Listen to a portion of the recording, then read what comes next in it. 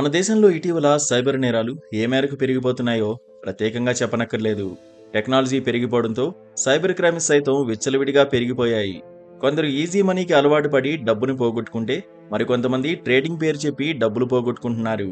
ఇక ఇప్పుడు digital arrest ద్వారా సైబర్ నేరాల బారిన పడుతున్నారు. అయితే ఇటీవల ఇలాంటి డిజిటల్ అరెస్ట్ కేసులు ఎక్కువయ్యాయి.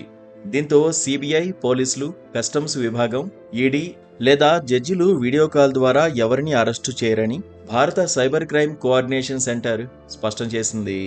డిజిటల్ అరెస్ట్ పేరిట దేశంలో పెరిగిపోతున్న మోసాలను దృష్టిలో ఉంచుకుని ఈ మేరకు ప్రజలను అప్రమత్తం చేస్తూ శనివారం వివరణ జారీ చేసింది.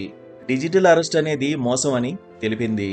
వాట్సాప్, స్కైప్ వంటి వీడియో కాల్ ప్లాట్ఫామ్లను ఉపయోగించుకుని ఈ మోసాలకు పాల్పడుతున్నట్లు, వీటిపై ప్రజలు సెంట్రల్ హెల్ప్ లైన్ నెంబర్ 1930కి లేదా www.cyber-crime.gov.in వెబ్సైట్ ద్వారా ఫిర్యాదు చేయాలని సైబర్ క్రైమ్ కోఆర్డినేషన్ సెంటర్ తెలియజేసింది.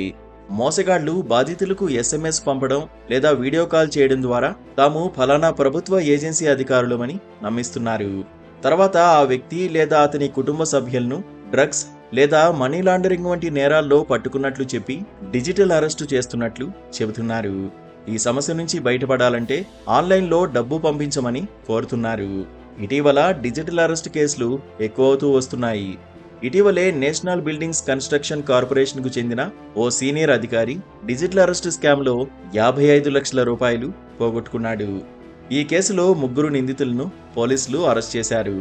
ఈ స్కామ్లో సాధారణంగా నేరస్తులు ఎస్ఎంఎస్ లేదా వీడియో కాల్స్ చేసి తాము ప్రభుత్వ దర్యాప్తు సంస్థ నుంచి మాట్లాడుతున్నట్లు నమ్మిస్తారు. ఆ తర్వాత వారు లేదా వారి బంధువు ఓ నేరంలో ఇరుక్కున్నారని, వీడియో కాల్లోనే వారిని అరెస్టు చేయబోతున్నట్లు చెప్పి బెదిరిస్తారు. అలా చేయకూడదంటే డబ్బులు పంపించాలని డిమాండ్ చేస్తారు. వారి యాక్టింగ్ని నమ్మితే మనం మోసపోయినట్లే. తర్వాత వారికి ఇష్టం వచ్చినంత డబ్బు వసూలు చేసి మెల్లగా జారుకుంటారు.